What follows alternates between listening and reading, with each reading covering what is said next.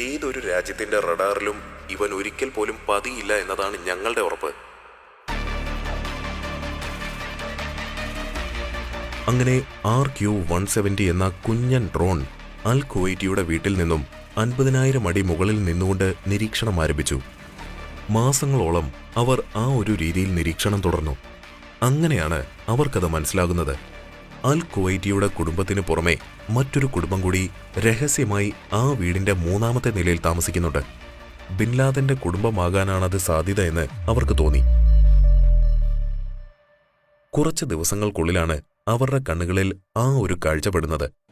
എന്നും രാവിലെ ആ വീടിന്റെ പുറത്തെ വളപ്പിൽ ഒരാൾ നടക്കുന്നുണ്ട്. നടത്തത്തിന്റെ രീതി കണ്ടിട്ട് അത് അൽ കുവൈറ്റി അല്ല എന്നവർക്ക് മനസ്സിലായി. ശേഷം അൽ ഖ്വയ്ദ പുറത്തുവിട്ട ബിൻ ലാദന്റെ വീഡിയോകൾ അവർ പരിശോധിക്കുവാൻ തുടങ്ങി. പക്ഷേ ആ നടത്തത്തിൽ നിന്നും ഇതിന് വ്യത്യാസമുണ്ട്. മാത്രവുമല്ല, ബിൻ ലാദനേക്കാൾ തടിച്ചിട്ടുള്ള ഒരാളാണിതെന്ന് അവർക്ക് മനസ്സിലായി. ആ കണ്ടുപിടുത്തം ഉദ്യോഗസ്ഥരിൽ ആശയക്കുഴപ്പം സൃഷ്ടിച്ചു. എന്താണിപ്പോൾ ചെയ്യേണ്ടതെന്നുള്ള അവസ്ഥയിലേക്ക് അവർ വഴുതി വീണു. അത് ബിൻ ലാദനാണെന്ന് ഉറപ്പിക്കാതെ ഒന്നും തന്നെ ചെയ്യാൻ കഴിയില്ല. എന്നാൽ പെട്ടെന്നാണ് ഒരു CIA ഉദ്യോഗസ്ഥൻ ഒരു സംശയമുയർത്തിയത്. സ്വസ്ഥ ജീവിതം നയിക്കുന്നതിന്റെ ഭാഗമായി അയാൾ സ്വയം തടിവെച്ചതാണെങ്കിലോ? തടിവെച്ചപ്പോൾ സ്വാഭാവികമായും അയാളുടെ നടത്തത്തിൽ വ്യത്യാസം വന്നതാണെങ്കിലോ? മാത്രമല്ല, അയാൾ എത്ര തടിവെച്ചാലും വേഷം മാറിയാലും അയാൾക്ക് മാറ്റുവാൻ പറ്റാത്ത ഒരു കാര്യം അയാളിലുണ്ട്: അയാളുടെ അസാമാന്യ ഉയരം.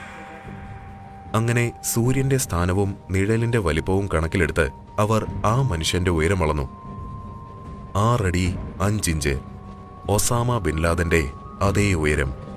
അങ്ങനെ CIA അത് ഉറപ്പിച്ചു. അൽ കുവൈറ്റിയുടെ വീട്ടിൽ ഉയരം കൂടിയ മനുഷ്യൻ ഒസാമ ബിൻ ലാദൻ തന്നെ.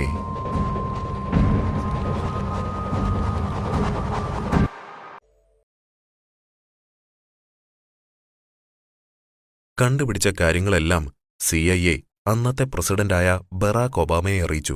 മാത്രവുമല്ല, അറ്റാക്ക് ചെയ്യുവാനുള്ള രീതികളും അവർ പ്രസിഡന്റിന് മുൻപിൽ അവതരിപ്പിച്ചു.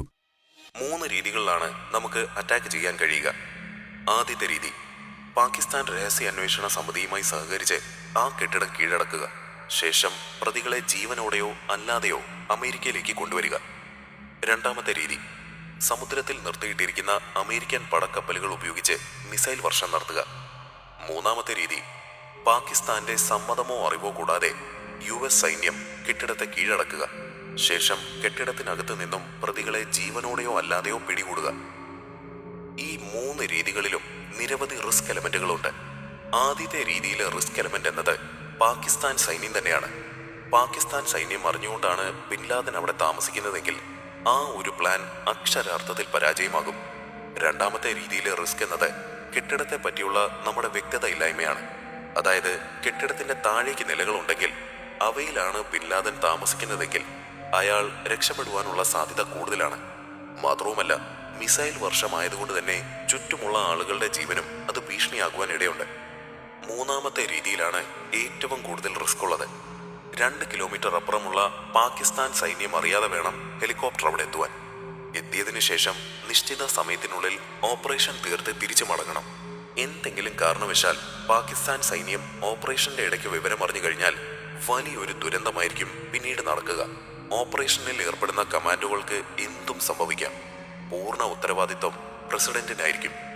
വലിയ ഒരു കരിങ്കല്ല് തന്റെ തലയിൽ എടുത്തുവെച്ച പ്രതീതിയാണ് പ്രസിഡന്റായ ബറാക് ഒബാമയ്ക്ക് ആ സമയത്ത് തോന്നിയത്. ആശയക്കുഴപ്പത്തിലുപരി ഭയം എന്ന വികാരവും അദ്ദേഹത്തെ അലട്ടുവാൻ ആരംഭിച്ചു.